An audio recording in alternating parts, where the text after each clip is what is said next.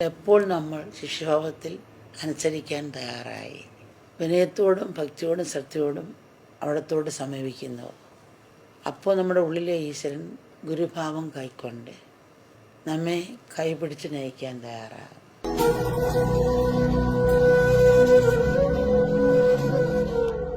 ആഗ്രഹങ്ങളും പ്രതീക്ഷകളും നിറഞ്ഞ സാധാരണ മനസ്സുമായാണ് തുടക്കത്തിൽ ശിഷ്യൻ ഗുരുവിനെ സമീപിക്കുന്നത്.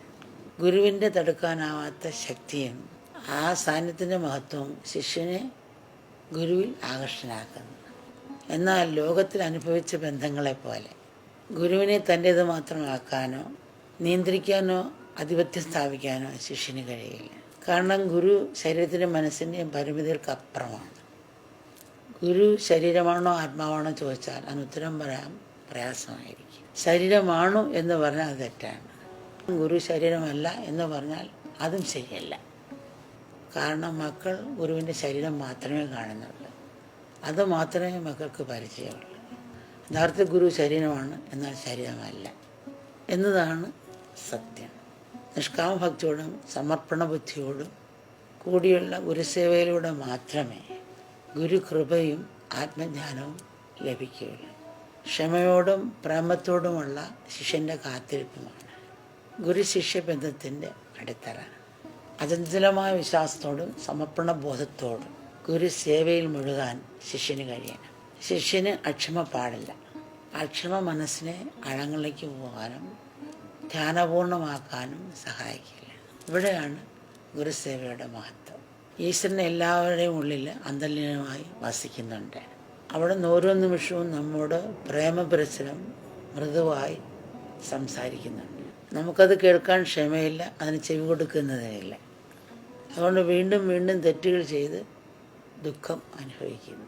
എന്നാൽ എപ്പോൾ നമ്മൾ ശിഷ്യഭാവത്തിൽ അനുസരിക്കാൻ തയ്യാറായി വിനയത്തോടും ഭക്തിയോടും ശ്രദ്ധയോടും അവിടത്തോട് സമീപിക്കുന്നു, അപ്പോൾ നമ്മുടെ ഉള്ളിലെ ഈശ്വരൻ ഗുരുഭാവം കൈക്കൊണ്ട് നമ്മെ കൈപിടിച്ച് നയിക്കാൻ തയ്യാറാകും. അർജുനൻ ശ്രീകൃഷ്ണനൊപ്പം വളരെ കാലം കഴിഞ്ഞിരുന്നുവെങ്കിലും ഭഗവത്ഗീത ഉപദേശിച്ചു കൊടുത്തത് അർജുനൻ ശിഷ്യനായപ്പോഴാണ്.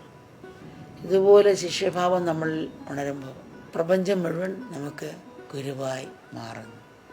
ഉള്ളിലെ ഗുരു ഉണരുമ്പോൾ മാത്രമേ ജീവിതാനുഭവങ്ങൾ ഗുരുവാകുകയുള്ളൂ. അല്ലെങ്കിൽ എത്ര അനുഭവങ്ങളുണ്ടായാൽ ഒന്നും പഠിക്കുകയില്ല. ശിഷ്യന് ഗുരുവിനോടുള്ള പ്രേമത്തിൻ്റെയും ആദരവിൻ്റെയും ആഴം വർദ്ധിക്കുമ്പോൾ ഗുരുവിൻ്റെ സാന്നിധ്യം ഒന്നുകൊണ്ട് മാത്രം ശിഷ്യന് എല്ലാം അറിയാനും പഠിക്കാനും സാധിക്കും. അവസ്ഥയിൽ ഗുരുവിൻ്റെ ഒരു നോട്ടത്തിൻ്റെയും ചലനങ്ങളുടെയും അർത്ഥം ശിഷ്യന് മനസ്സിലാകും.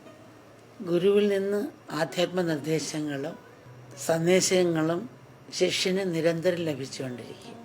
അവിടെ വാക്കും സംഭാഷണവും ആവശ്യമില്ല. മൗനം ഭാഷയാകും.